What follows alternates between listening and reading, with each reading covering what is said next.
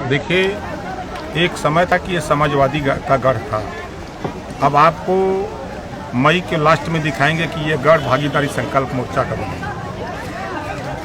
इस आजमगढ़ की 10 सीट पर एक बड़ा वोट भारतीय समाज पार्टी का है, दूसरा बड़ा वोट अनिल चौहान का है, तीसरा बड़ा वोट बाबू सिंह कुशवाहा का है, चौथा वोट प्रेमचंद प्रजापति बाबूराम पाल का है, पांचवा वोट रामसागर बिंद रामकंठ कश्यप का है। ये इतना खाली वोट मिला दीजिए, अब बताइए कहाँ है गढ़ किसका।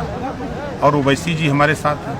अभी आपने देखा कि 12 जनवरी का आप लोगों ने देखा होगा शायद कि वो जुनून जज्बा जो सच्चाई है, 40 साल के नीचे का नौजवान वो अपने हक के लिए निकल पड़ा है, ओवैसी के साथ। सर, ये आवाज उठ रही है समाज में मुसलमानों की भी कि जो ओवैसी के साथ जा रहे हैं वो सपा का वोट काट रहे हैं। इस संबंध में आप क्या कहें? देखिए, जब कल तक मैं पार्टी बना के निकला तो लोग मुझे कहते थे कि समाजवादी पार्टी ने इनको खड़ा किया, ये बसपा का नुकसान कर। और इसी तरह जो भी पार्टियां भरती हैं तो उनको कोई न कोई आरोप प्रत्यारोप लगता है। ओवैसी जी तो साफ साफ कह रहे हैं कि हक हमको दे दो भाई।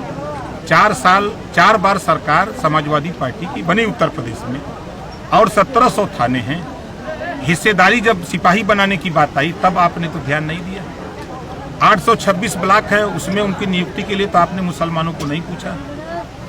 तो फिर किस बात के लिए आप इस बात को कह रहे हो कि हम समाजवादी पार्टी का नुकसान कर रहे हैं? समाजवादी पार्टी को नुकसान अगर समझ में आता है तो हमें हमारे मोर्चे में।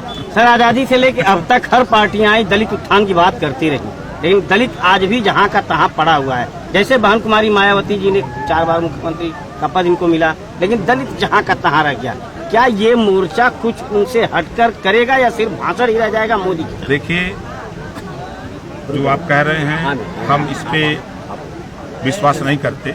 आज़ादी के बाद जो बाबा साहब डॉक्टर अम्बेडकर ने जो व्यवस्था दिया, उस व्यवस्था में प्रगति हुई है। आज हमारे शेड्यूल कास्ट के 125